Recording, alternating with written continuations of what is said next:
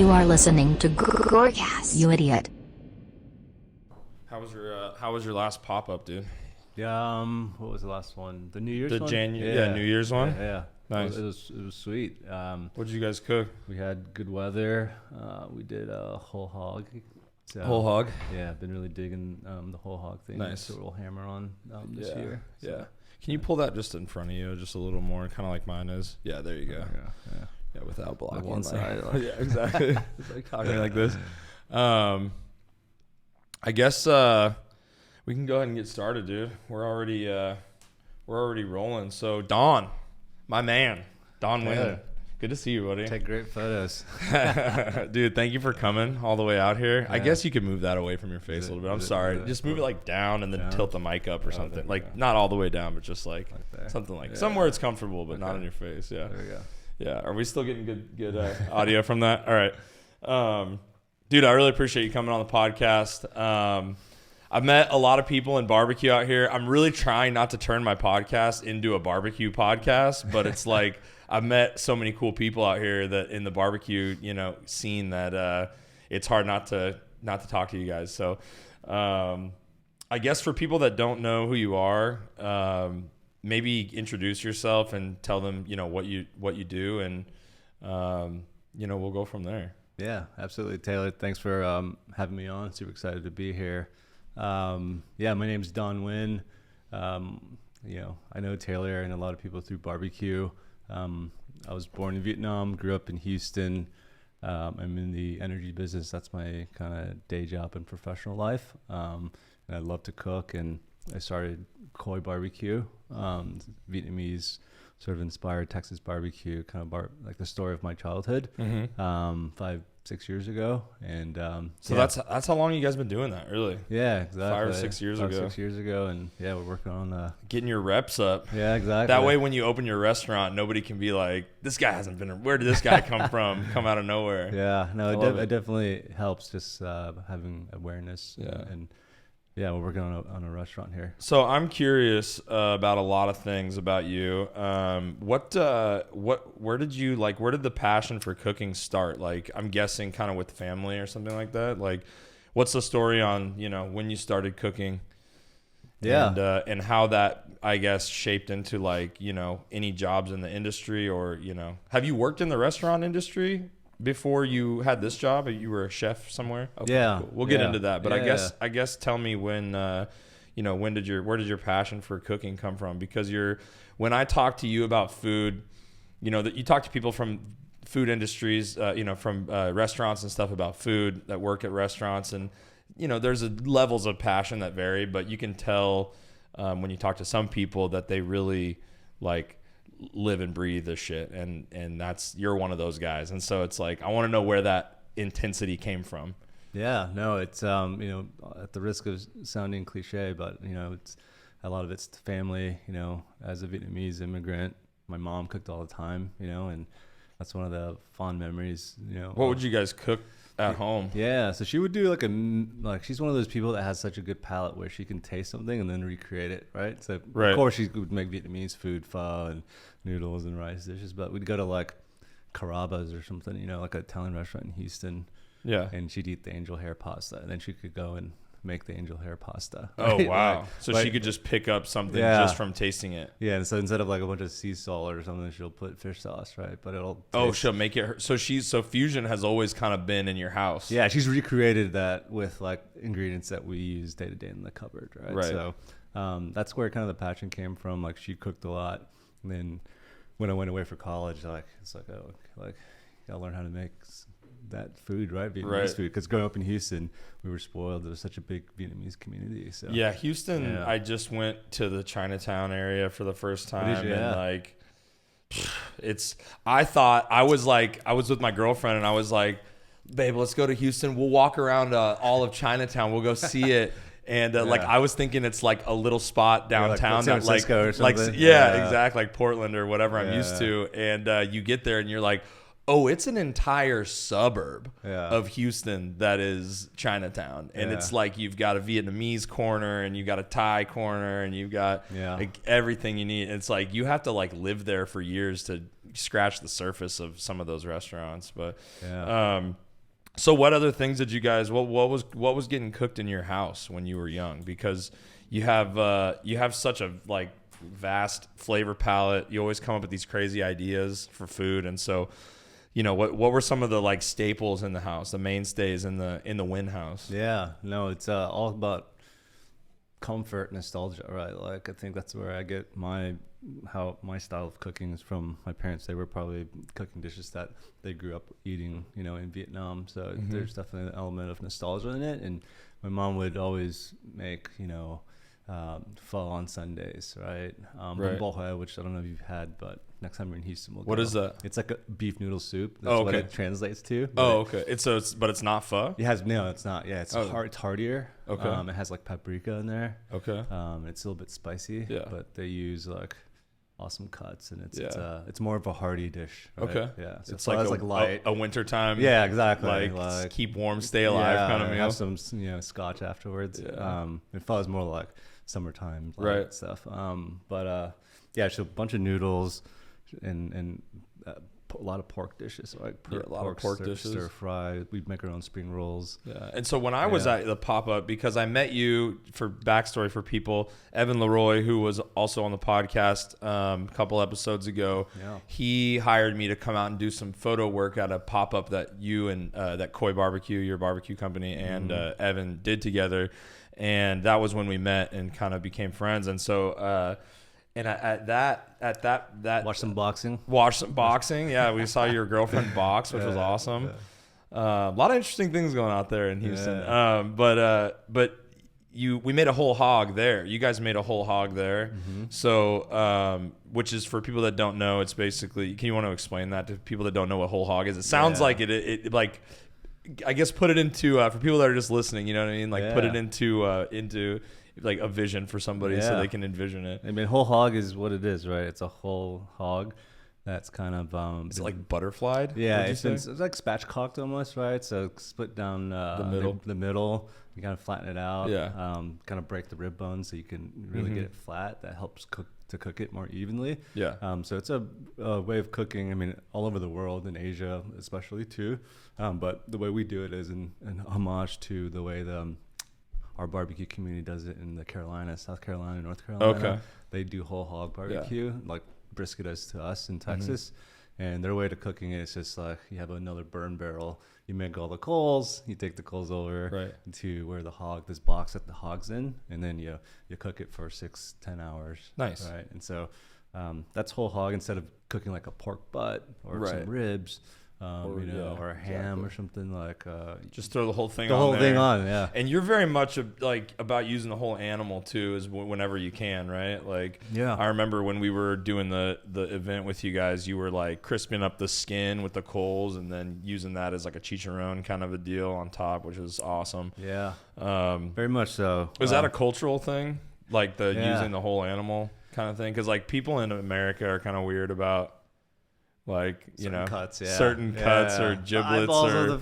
the fish or something. Yeah. I mean, I think that comes from just Vietnam was really poor after the Vietnam War and stuff. So like, everybody tries to make, like, you stretch everything, right? Right. So like, we'll make anything that has bones, make stock out of it. So that's where my inspiration comes from for the whole hog, is repurpose everything. Like after the whole hog, we'll use the bones to make a soup. It's so much meat. Right? So much meat and stuff. It's crazy. Exactly. And then we like to make sausage. That's something I'm really passionate about as well. Like using all the brisket scraps, right? Right. You start with like a brisket, you lose, I don't know, 20% of it through shaping it to make it cook evenly. And then so we use all that to make sausage. So using every bit is I think the way. Yeah. So where did you this kind of thing? So you were always cooking in the kitchen with your mom, right? When you were growing up, how did that transition into like, okay, well, I guess I'm gonna get a job in a kitchen, or and what was your first job in a restaurant setting? Yeah.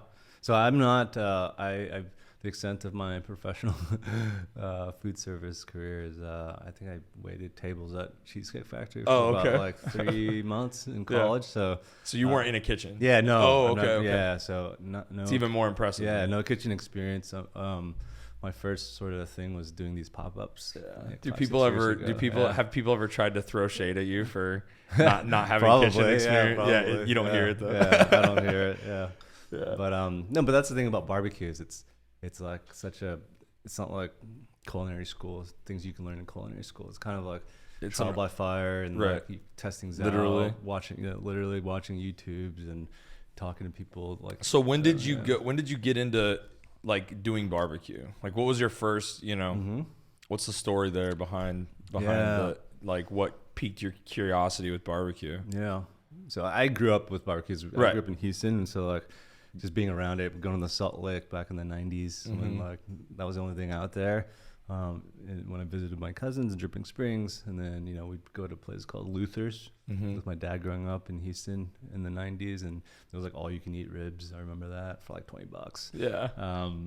But and you were just cooking. I was like, this is really special. How do they make this? Yeah, it's insane. It tastes so good. Yeah, exactly. Yeah. I was like a scrawny Vietnamese kid, and I became like a fat like Vietnamese American Texan. Yeah, like, in third grade, I was like. I think a lot of us are like that in third grade. All you can eat ribs and look at us now, bro. Yeah. Hey, I think we look pretty good for how much barbecue we actually eat. Absolutely. Like I think we're good. Yeah. We're in the upper echelons. Yeah. But yeah, no barbecue. Yeah, I started 5 years ago, kind of just on a pit of your own, or like did you make your own pit? How did you? Yeah, so it was one of those eggs, the Kamado Joes. Oh yeah, like a red one. Yeah. And then it was Hurricane Harvey. I had a bunch of food, and then I invited friends over, and it was like all these 3 groups of friends. Like, oh wow, barbecue is cool. It can bring people together. Right. I want to get good at this. How to master, some rib or brisket or something. Yeah. And then, what was the first thing you remember like cooking when you were like, I fucking nailed that? Yeah. You're like, I nailed that brisket, or what was it? It was a beef rib. Which are not easy to cook. Yeah, they're just big and kind of easy to undercook / overcook. Exactly, and not some protection, but yeah, when I had the first beef rib, it was just like it's a giant. You want water? Yeah, cool, thank you. Yeah, it's like a giant dinosaur slab bone of meat. So yeah, that was fun to cook because it's so like imposing visually, Right. So did you know immediately, like, has the idea always been like to start a restaurant and to start a barbecue restaurant, or was there ever a time when you were like, I want to start a different restaurant, or was it always barbecue? Like from back in the day, like when did you decide you wanted to do a restaurant? Yeah. Because that's a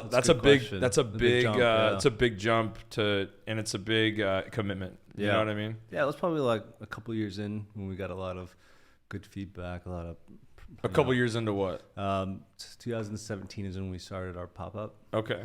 And so it was like 2019. How many years is that into doing barbecue that you started the pop-up? That was year 1.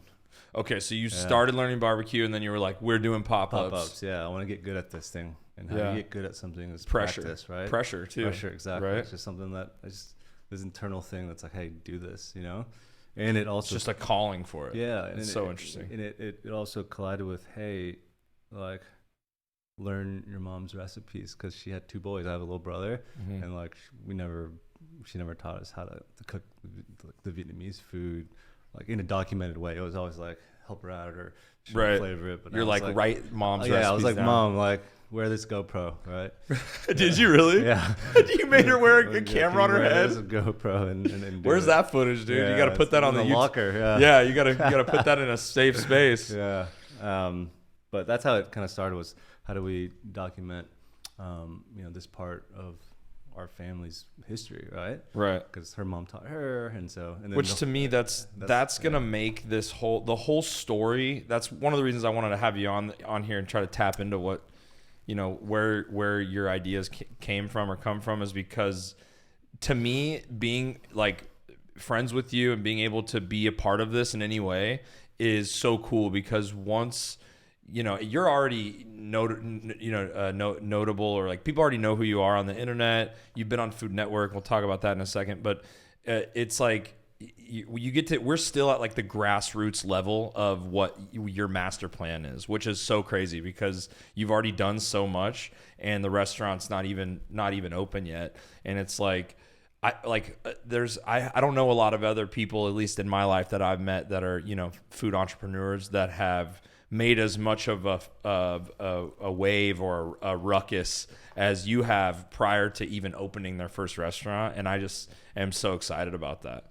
Yeah. You know what I mean? Was that always the goal? Has there been pushback? Like, did you want to open up setbacks? I mean, did you want to open up a restaurant sooner, but then things just kind of keep licensing and construction and finding a place and everything? Yeah. No. Yeah. First of all, thank you for all that. And I feel extremely blessed and like just really lucky, right? Because like I think that those chances that those things happening is when you're really sincere and genuine, and that's what I try to be with like why we do this, right? Well, that's what the world gravitates toward nowadays with so many fake people and people in the restaurant industry that are toxic and stuff. It's like people see this guy and they're like, oh my God, he's like a nice guy. And we're just trying to do our thing. And like literally it's like we need to preserve these things from my mom, right? And our family recipes. But that's so cool. But the setbacks, I mean, man, like there have been a ton. And one thing I was like, hey, I don't want a food truck, right? Like, I'm not handy enough to. No shade. Yeah. Evan, no shade.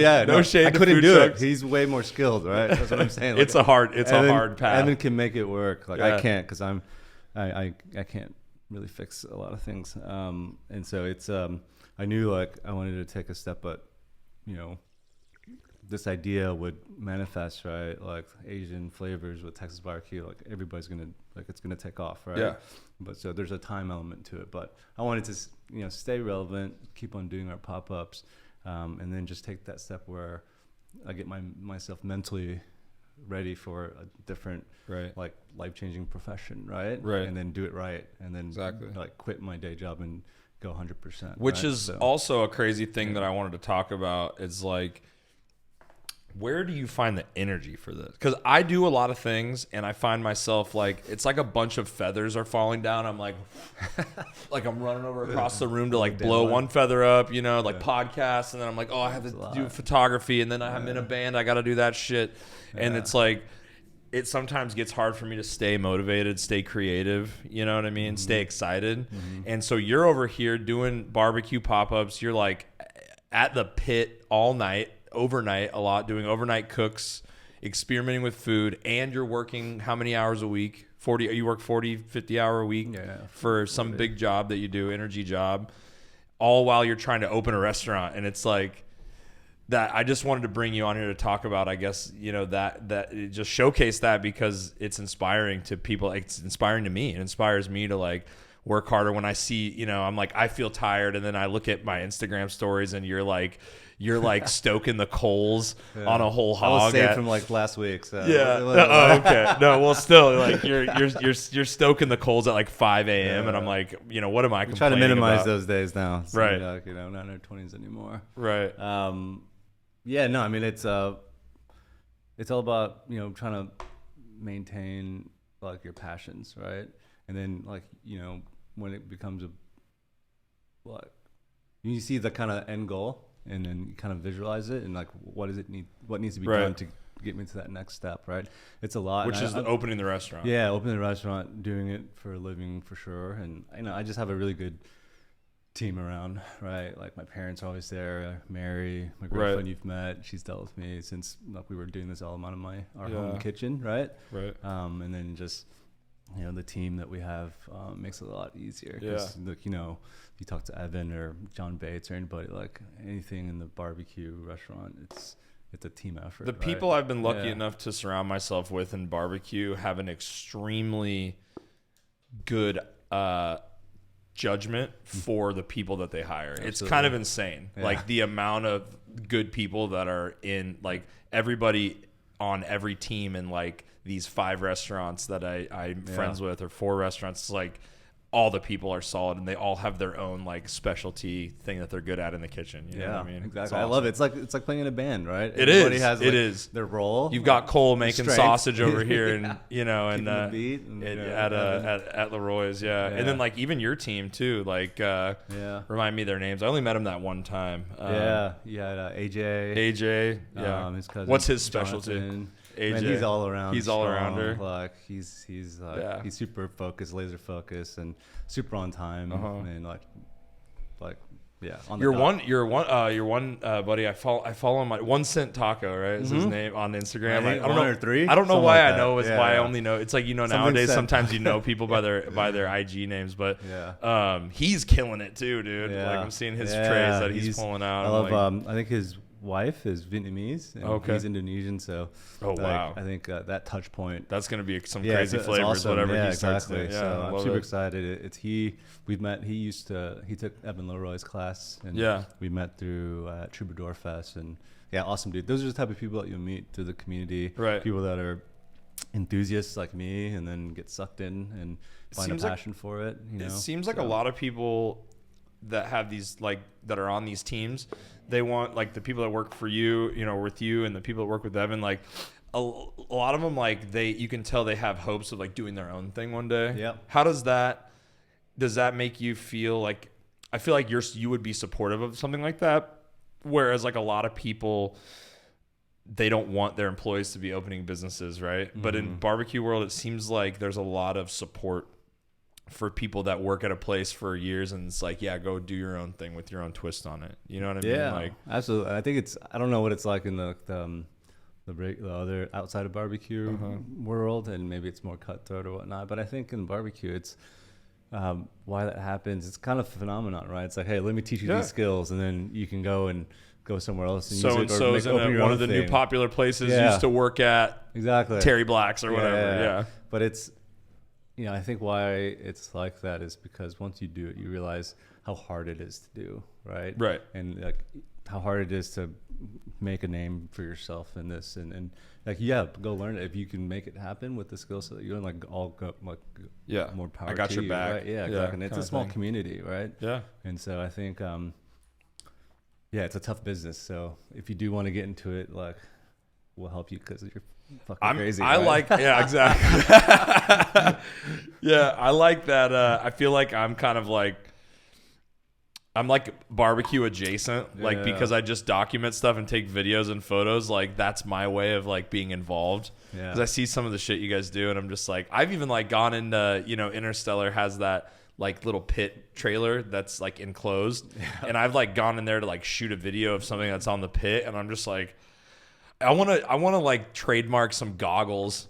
There's like a sunglasses company from Austin called Roka. Okay. ROKA, and they're not a podcast sponsor yet. We'll get there. Yeah. No. Shout out. But I want to like partner with them and make like a barbecue goggle for the smoke. You know what I mean? Because I'm like, these guys are coming out of the pit like crying and stuff, and I go in there for 5 seconds and it's miserable, and then it's like these guys are in there for hours. Yeah. They got the barbecue eyes. What do you think is like the hardest thing about barbecue? The hardest thing about doing it? Just consistency, man. You know, like, I think that's like the double-edged sword of barbecue is like, it doesn't have to be super exact, like, you know, like French cooking or baking or something pastries, like that. Like everything, like, you know, people are like imperfections. Not every brisket's gonna look the same. Not every rack of ribs is going to look the same, right? So there's this element of imperfection already. It's not this perfect plated dish.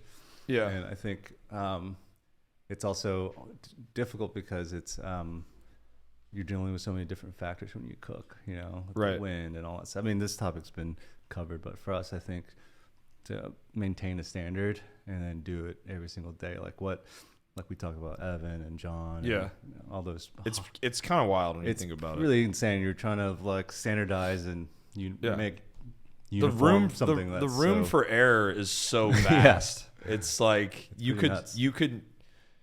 There's some things like breakfast, you know, a diner kind of cafe that sells breakfast. Like, you can only fuck that up so hard. You can only mess that up so bad. It's like with barbecue, there's so many ways that you could mess it up. Yeah, exactly. Yeah, it's like, What? So like you Mario or something, right? Like, yeah. So you were on. So you were on Food Network, right? Mm-hmm. Was that your biggest thing that you've done press wise to date? Probably.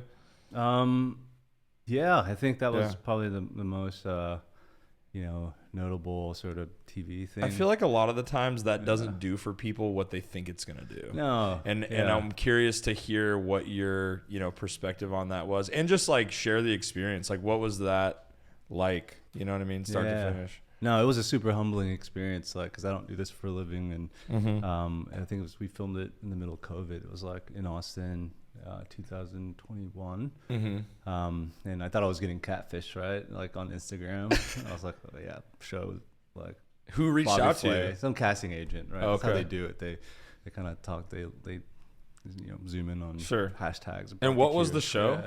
It was called Barbecue Brawl. Barbecue Brawl. Yeah, Okay. so it was the premise is like there's 9 contestants, 3 team captains. Yeah. Each person gets 3, and then each episode a person gets eliminated, right? Okay. And so they had like 3 celebrity judges. Bobby Flay was one of the contestants. So it was a cool experience, Yeah. right? Who So, was the other lady too? There was like Anne Burrell. She's Okay. like the blonde worst cooks. Yeah. Yeah, And yeah, then, yeah. Brooke Williamson is the Brooke, chef Yeah, from yeah. Top Chef. Yeah, from Top and Chef. Rodney Scott. And so It must have been cool to meet all was those cool. people, but Yeah. I feel like people think like, because we're like about to go on this tour in a couple days actually with this like big band, and like I get this like notion that like it's not gonna, and I could just be jaded because I've been doing this for 10 years, but I'm Yeah.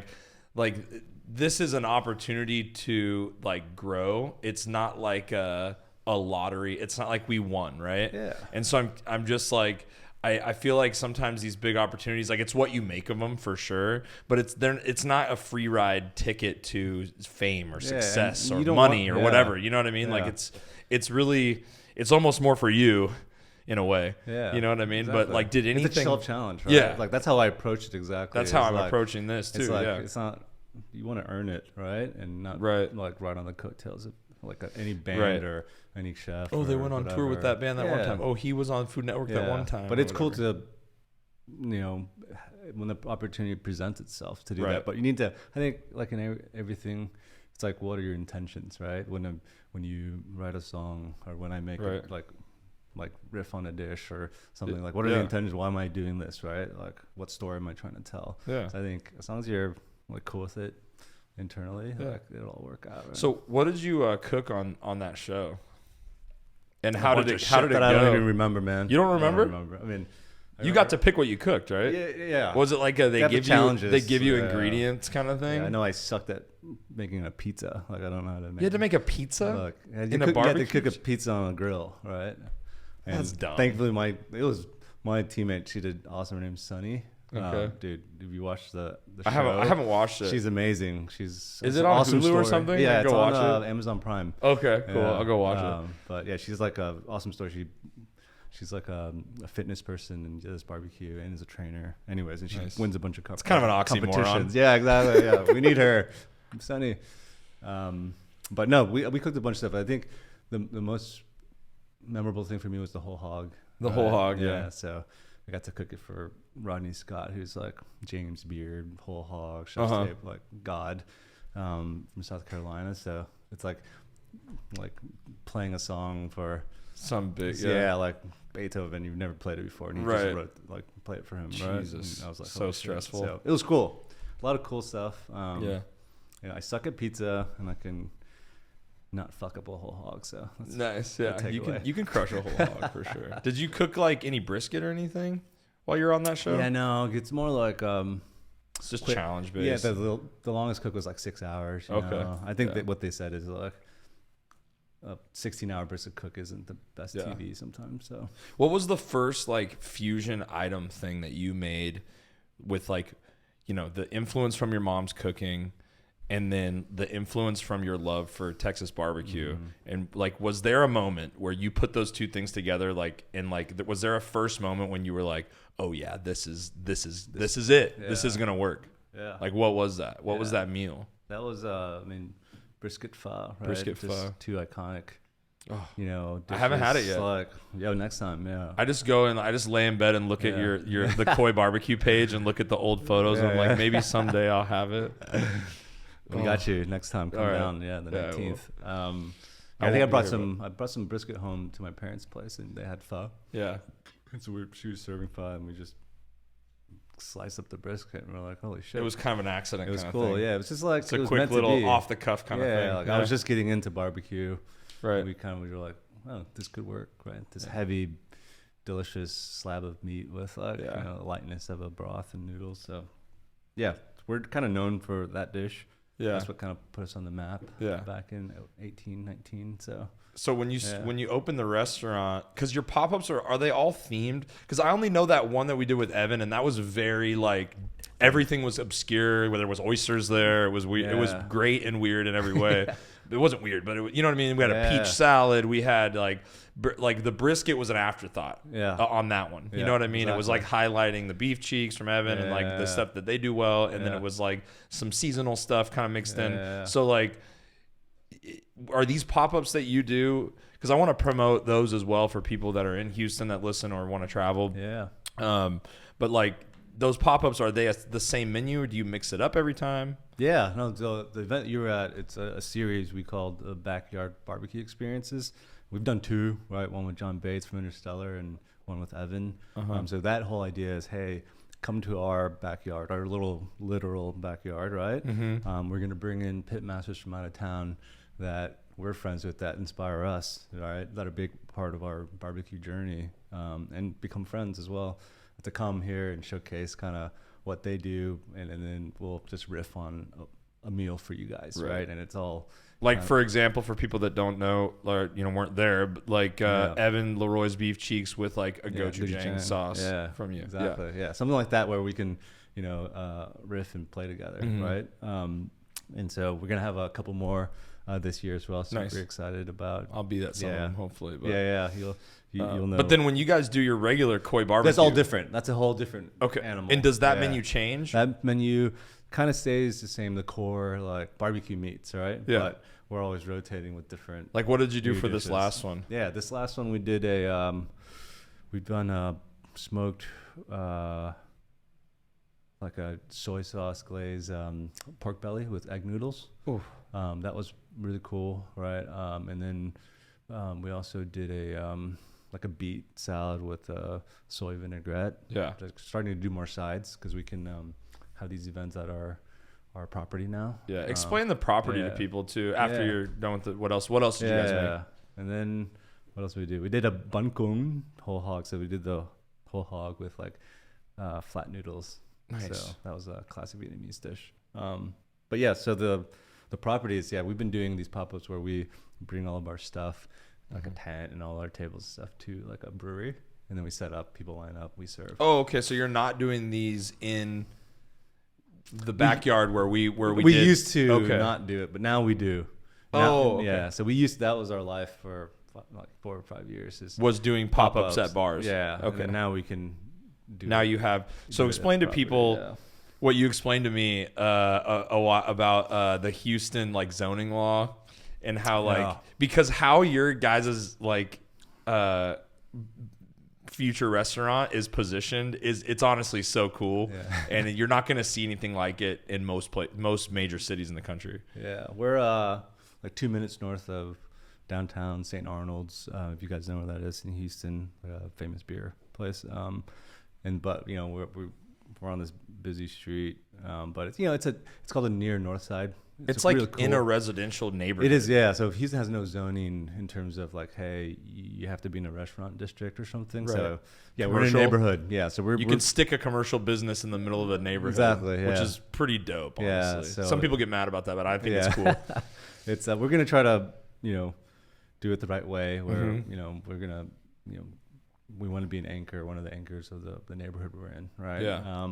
Community, so community exactly. Figure. So it's we're converting from a residential house to like a really old house to a restaurant. It's pretty crazy when you go in there too, because you've got like commercial kitchen equipment, like a big metal table and like grinders and mixers and all these things like in like a bedroom, like a 3-bedroom house or something, right? Yeah. What do you have left to do there? Are you guys gonna demo the place, or are you guys and build just a whole new place? Okay. We're gonna try to keep some of the walls, but and keep that profile. But yeah, a lot of it will be different just to get to code. Yeah. So is that what's holding you guys up, is waiting for permits and stuff? Or is it like a financial, you're waiting for till you have the money to do it? Or like, you know what I mean? Like, what is it that's, cause you're trying to open up within the next year, or is it moved out now? Cause I remember you telling me like 2024 before. Yeah. It's probably Q1, Q2, 24. We're getting close. Yeah. I'm excited. Yeah. What's the holdup? I mean, there's a lot to do in terms when you're converting, right, from residential to A commercial commercial. business. Yeah. And now Houston has a lot of flooding, so now like they make you whenever you convert or make a new commercial property, you have to dig these things called retention ponds.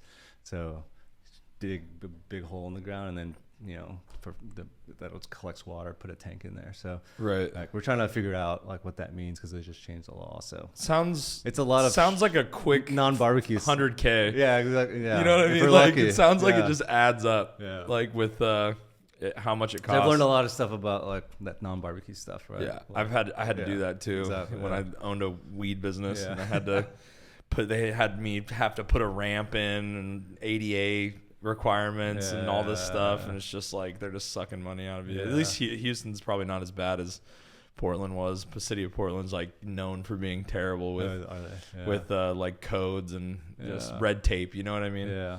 But yeah, we're excited, and we're gonna take our time like we've done, right? Yeah. Keep on doing events, keep on bringing our friends down for these backyard things, and do our pop-ups. So sweet. And you guys are making enough on that to skirt by, and that's great. Yeah, I mean, pays the mortgage, and it's fun to have our own place where we can paying for be itself. creative. That's awesome. It's more than a lot of people. I mean, that's where we're trying to get with like touring, is like, if it can pay for itself, like that's a good starting point. Yeah. You know what I mean? Yeah. So how do you come up with like recipe ideas and stuff like that? Because some of the stuff that you do is just, I don't know. It's like when you are like, here's a recipe, or you post something on Instagram, like it's just so like interesting, like each time, and it's so fun and creative, and it's like so many people stick to the same kind of thing with I feel like with both Asian cuisine and barbecue as well. Like it's very like stay in your lane typically, and you just kind of break all those rules in like the best way, and like you're always coming up with something different. And I'm just curious where the creative inspiration comes from, or like do you sit down and like write these things down, and like you know what I mean, like or are you just trying them in a kitchen? Like how does it work? Yeah, no, I mean, as I've gotten older, I'm a huge proponent of writing shit down. Yeah. Because, like all the brain cells we're losing. But no, yeah, I have a list. Like I just try to meditate, and not like, I meditate and I come up with all these dishes. But I think in terms of like mental health stuff, like that's something that as an Asian American growing up was not really emphasized. And maybe what's that? For society, mental health stuff, right? So it's take time to sit down, meditate, write lists. I have a bunch of lists. I love lists on the iPhone and stuff, and like a lot of the dishes come from certain experiences, right? Like, the bun gong thing came from when I went to Vietnam last September. Can you remind me what that is? That's the flat rice noodles. Okay. Yeah, in my hometown, there's a famous place that makes that dish, and that was the inspiration behind it when I got back to Houston. Yeah. So I think it comes from experiences. It comes from this quest for nostalgia, trying to like, man, that one dish reminds me of, like, I've had this deja vu moment where my mom made it like in '96, and like, let's do that stew, but smoke the meat instead of before we put it in the stew, right? Right. So that's kind of my thought process. Is just what do I like to eat? Yeah. Right? Like, and then like, some random thoughts that inspire you. Yeah, exactly. Yeah. So like with, I guess another thing I want to talk about is these guys here that are sitting right next to me. You're your pride and joys over here. So you just released this product, Hard Goods. Yeah. You're selling hard goods now, man. Yeah. And you don't even have a restaurant open yet. It's so tight. Yeah. I love this stuff. Not a podcast sponsor yet, but we should talk about that. We should talk, cut to this podcast is brought to you by Khoi Curry. I always wanted to do that. I will do it for free until we start actually selling bottles for you, and we'll see it. We'll do it as an experiment. Yeah. You know what I mean? But I have probably consumed this 4 times a week for the last, I've been able to stretch And he's these. still here, guys. I'm still alive. Yeah. It doesn't make you Slightly sick. Neon, but no. I want to know the whole story behind this, and I'm sure other people do as well. I know it's very new and exciting in your world. Personally, right now, I got to be there the first day that the first bottle came off the line because I was shooting photos and content for you. You were shooting shots of it with me. We were taking shots The guy's because like, does this taste right? I'm like, oh shit. you were like, weren't you supposed to hope so. figure this Yeah, out when I? It's way too late in the game to ask me that. Right. No. Explain what that process is like. Like, I guess having an idea. Like, I guess, what did it feel like to have the idea, like, I'd like to bottle a curry, right? And then fast forward to, like, you can hold it in your hand and your people are buying it all over the country, right? Mm-hmm. Are people buying it all over the world or just the country? Is it international or Yeah, not? we had a couple international orders. I think Okay. the first one's going to go to Italy and then one's going to go to nice. Brazil. That's so tight. Super excited. I think my mom might have brought some to Vietnam already, but So how did Yeah. this come to, like, fruition? yeah, so Khoi means smoke in Vietnamese. We've done the pho, brisket pho, like a lot of like Vietnamese dishes and Asian dishes with barbecue. So one of the dishes I loved growing up, like my mom made and we eat all the time, is curry, right? And curry is, every country has its variation. Like the UK, that's their national dish is curry, right? That from the British. Really? I didn't know that. The British occupation of India, they brought spices back, right? Okay. And then curry is huge. My girlfriend's Scottish, and I think they have amazing curry in Glasgow, she says, right? Wow. So growing up, we love Indian curries, Thai curries, Vietnamese curries. I thought it was just like an Yeah. Indian and Yeah. like Asian thing. Yeah, no, it's I didn't know that it's all over. Scottish people had curry. Yeah. It's fucking wild, right? I'm like, what's my curry? Do I have a, Do you have no, I'm just kidding. a family seal. And so the idea was like to mix smoked meats with curry because some of my favorite curries is like just potatoes, meat and potatoes, right? Yeah. And Or onion, vegetable, like a vegetable, something, yeah. root vegetables, Exactly. and chicken or something. Yeah. And so that's the idea. Our first dish was like this garlic rice with this curry. It's like a Penang coconut, sort of, some nuts in there, with smoked beef ribs. And that was like kind of warm, and you had the smoky protein, the garlic rice, and it became like we got really lucky. Got written up about a bunch on the newspapers and all that stuff, and Blew up. Yeah, you got them framed in your place. Yeah. So a lot of people wanted to get the curry to go. So the curry was already famous. Yeah, the curry was like cool. Pairs well with barbecue. It does. And now.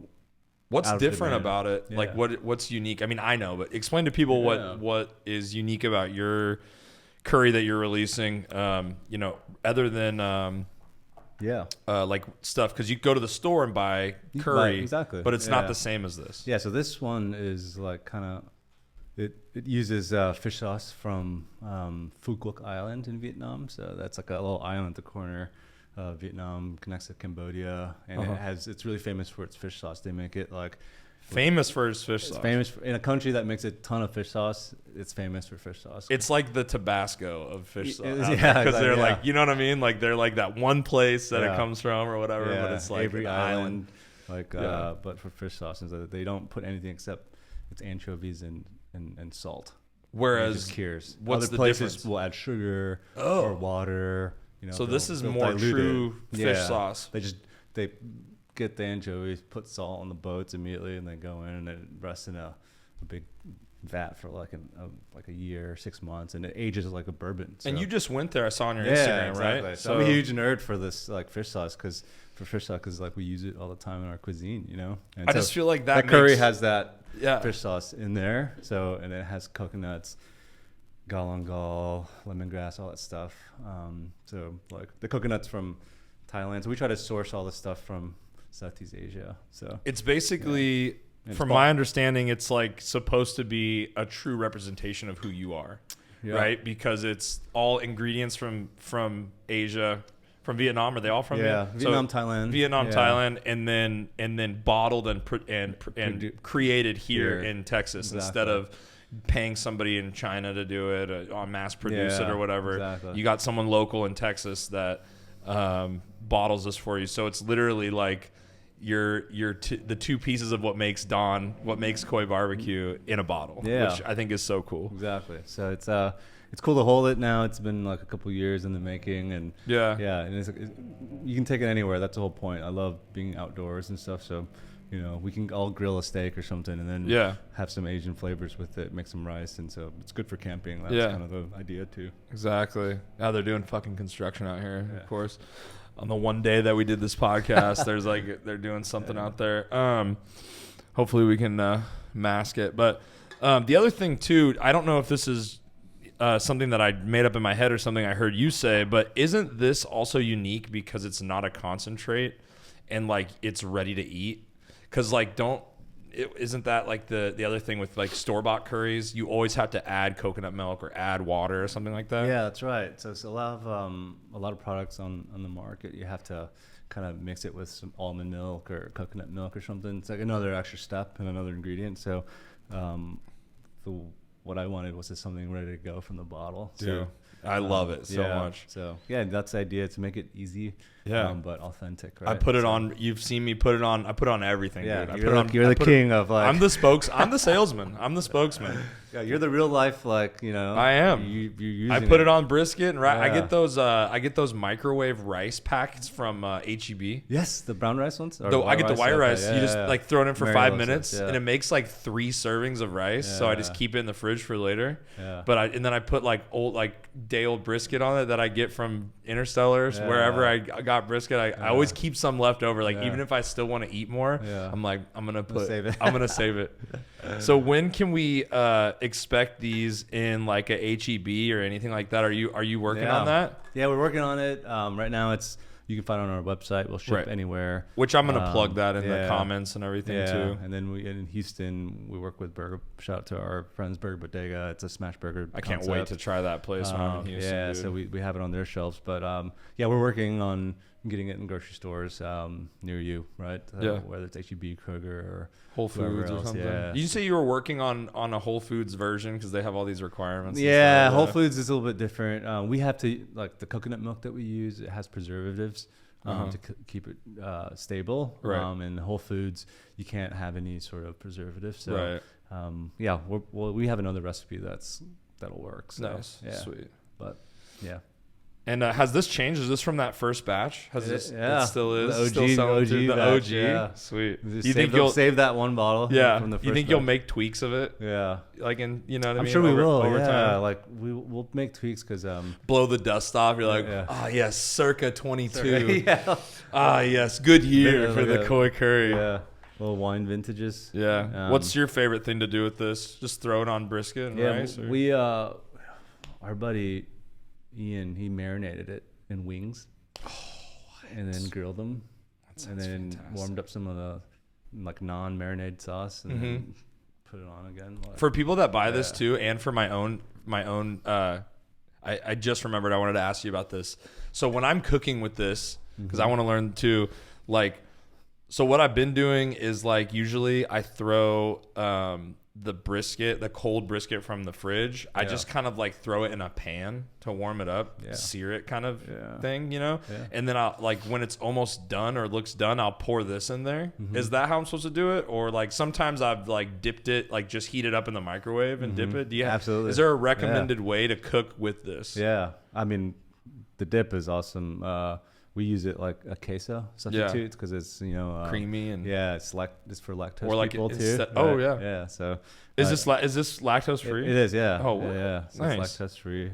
So as a dip with I don't know, tortilla chips or something is delicious. I never even thought about with tortilla chips. Yeah, sounds but good. Ernest from Burnt Bean made an awesome like sauce out of it and like marinated it with lamb chops. You can just put Aaron Feges with Patrick Feges Barbecue down in Houston. Nice. They like added bell peppers and Evan did the shallots. burn-ins. And Evan That did the looks so good. burn-ins. That's It was what I was trying to amazing. recreate, Yeah. but I'm like, sometimes you're doing something and I'm not a chef, you know what I mean? Yeah. But I try to cook at home. So many of our bit. friends have used it in creative ways. Like the guys from Hoodoo Brown in Connecticut made a sausage from it. Like they put it in their sausage mix and it became like a curry sausage, currywurst. Yeah, That sounds bomb. No, we're super excited how people are using it, and that's one of the, people are gonna do some crazy shit with it. It's gonna be awesome.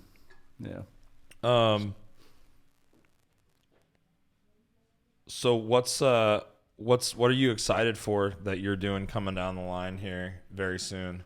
Yeah. You got some pop-ups coming. Anything that you want to plug and let people know what's going on? Yeah. We got a couple of backyard barbecue experiences going to be announced here pretty soon. Oh, some collabs? Yeah, some collabs. Nice.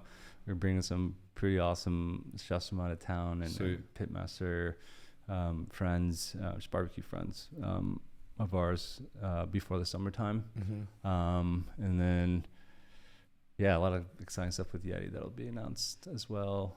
What's going on with Yeti? How did you get hooked up with Yeti? Yeah. Because you're like a brand ambassador for Yeti, right? Yeah, we're just friends of theirs. And it's kind of cool that they're like a sport brand, but then they also have like a barbecue chapter because they're like from Austin. So they have like a whole wing of their company that's like promotes barbecue and pit masters and stuff. Yeah. So did they reach out to you? Yeah, That's they reached cool. out to us. I mean, I think we use Cooler. We grew up doing pop-ups, right, as like a barbecue operation, and so usually a lot of barbecue joints will use food warmers, right, to keep their product warm, because you're finishing this stuff at night or something, and you hold it for another 8 hours. Because the Yetis also work. It's a warmer, So they use it when they hunt. People hunt too, hunt, right? So they usually keep it cold, right? Keep it for cold, a long time, and we use it keep keep stuff warm for a long time because it works the opposite way. It's just really good at insulation. So we cook, we finish at like midnight or something. Put it in the Yeti, and it stays at temp for hours for a long time. That's crazy. So it'll be ready when we're done. But anyways, they've been super supportive of the vision, kind of what we sort of represent, and in terms of the Texas Vietnamese American culture, and the product works, and like we use it all the time. So, but we use it for hot, which is a little bit. They probably want to showcase that, exactly, right? That it can do that. They can do anything. Yeah. Sweet. So who else is a Yeti guy? Are you the only barbecue ambassador? No. Oh, okay, they have a couple. I'm probably like least well known one. Yeah. They have a lot, like Sam Jones, like Aaron Franklin, our friends Moose, Valentina's. Oh yeah, Austin. There are a lot of like brewery people as well. Tuffy Stone, he's an awesome barbecue legend. So it's great company for sure. Yeah. Have you ever met somebody in barbecue that made you like gave you like, I don't know, what do they call it? I can't think of it. Like starstruck, or did you ever? Shit happens all the time, dude. Have you ever met like a barbecue legend where you're like, you have a story where you met somebody and you were just like, yeah. I mean, Tuffy Stone, he's like who is that? So Tuffy Stone. Yeah, so Tuffy Stone is like the LeBron, the MJ of like the competitive barbecue world. Oh, really? So the world that we met through is like kind of the restaurant barbecue world, where guys have restaurants, right? Right. That's one segment. And then the other segment is like the competitive barbecue world at CBS. And there's like a couple circuits, right? Really? That people compete in every weekend. They go to like Chattanooga, then they go to Memphis, and then I had no idea. Nashville, and they're competing, and then the season ends, and then whoever's on top trying to figure gets out a bunch of what money. region has the best barbecue. Yeah, and then they compete, right? And so it's like, so this guy Tuffy is he from Texas? He's from Virginia. Okay. Yeah, so he's won. And there's a big one called Memphis in May. It's like a big festival. There's like 100,000 people, and it's like country music and barbecue, but it's like one of the biggest festivals. So it gets even more technical than restaurant level barbecue. So they're doing it's like F1 type shit, right? Like, they're like doing these little bites that taste incredible. They're tweaking little so tiny he's won things. that thing like 5-6 times. So wow. And I got to go to Brazil with him to cook some barbecue. That was a really cool experience. So, people that aren't in it or don't live here, they don't understand like how deep it really goes. Yeah. Like with barbecue, It's how amazing. technical it really gets. Because like in yeah. your head, a lot of people think like when I was growing up in Oregon, come over for a barbecue was hot dogs and hamburgers on the grill, on the charcoal grill. And it's like, That is barbecue. now when, you know what I mean? Yeah, I mean, technically it is, but it's like now there's such a deep world that it's such a vast world. Yeah, you know all what the I mean? dads found the internet, and it was like, Yeah, exactly. but yeah, no, it's cool to, like, to get experiences to meet those people that are just, I think whether it's barbecue, music, anything creative, and meet people that are just passionate about something is really cool. So you have any like goals or anything that you want to accomplish, you know, with the restaurant? You know what I mean? Like, is there some things that you know can't do until you have the restaurant that you're excited about being able to do? yeah, no, I can't wait to cook with my mom. She's gonna be in the restaurant. Yeah, she's gonna cook with me, and it'll be cool the way to spend time with her. That's awesome. And she's down with it, and yeah, she's the real mastermind. yeah, I guess, she's right? like the whole story. It's about her, right? So for her to, you know, I can't wait for the first day we're open that we get to cook together, and it'll be awesome. That's crazy.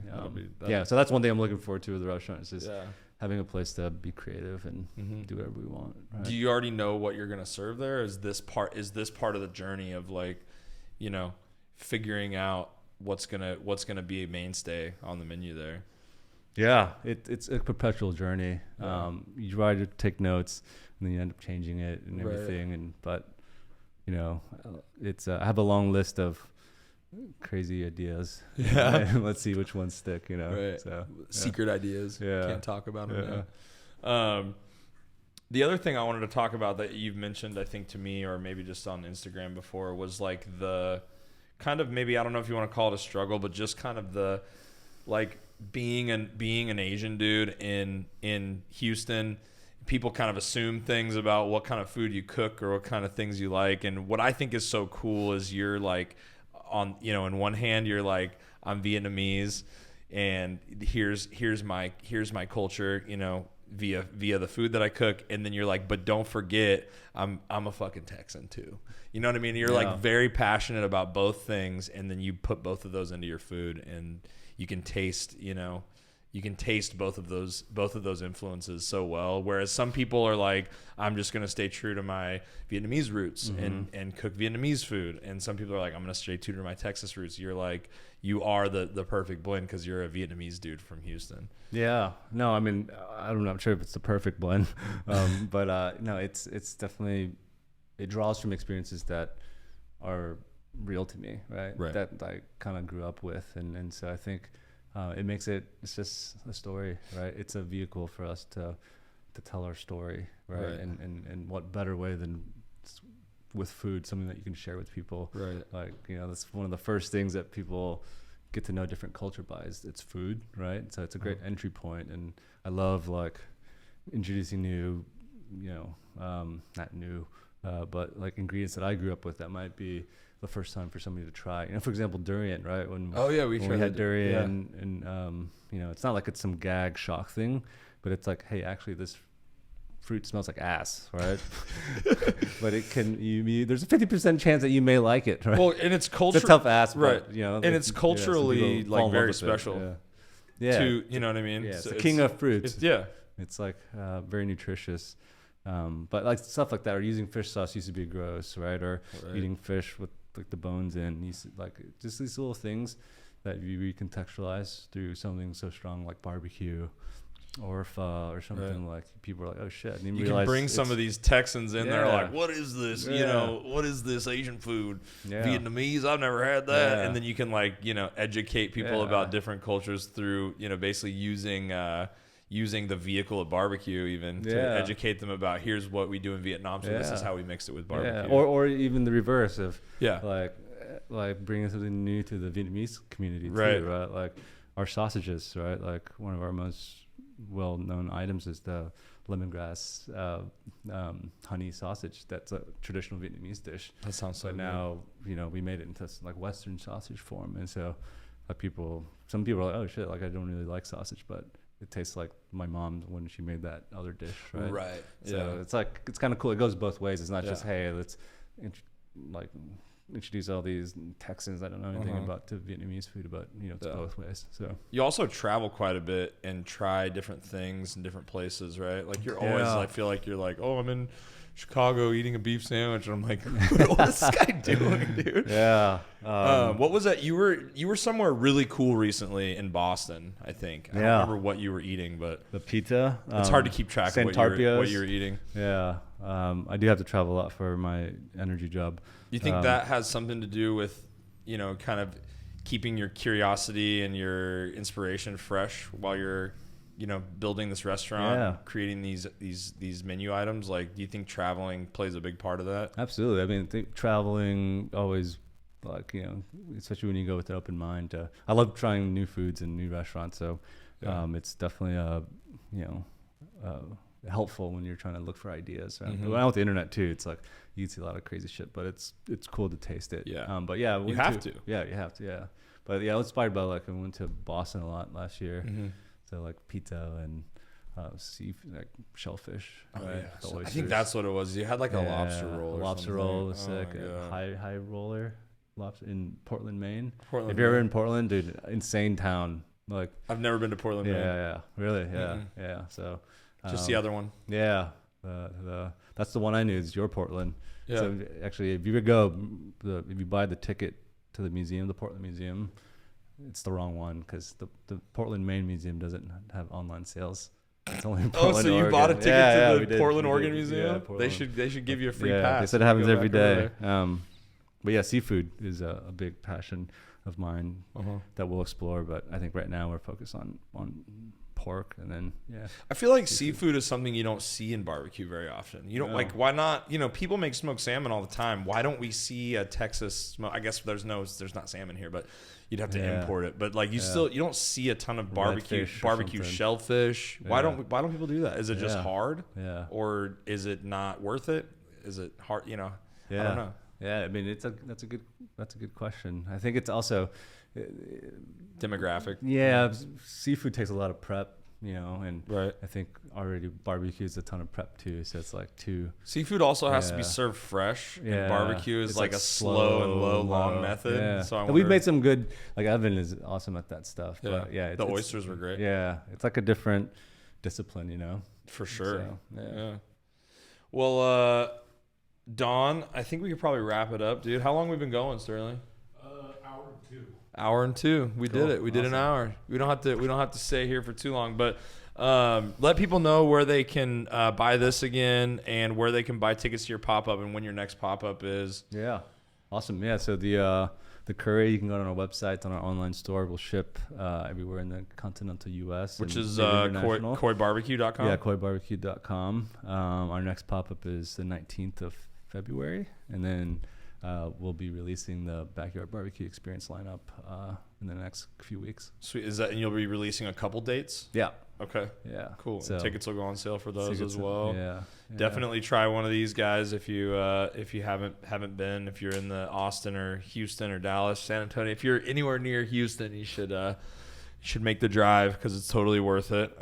This curry's great too. I swear by it. I tell everybody about it. I want to see it on the shelves at HEB. So I'm over here pumping it. I'm your unofficial mascot here, the spokesman. Yeah.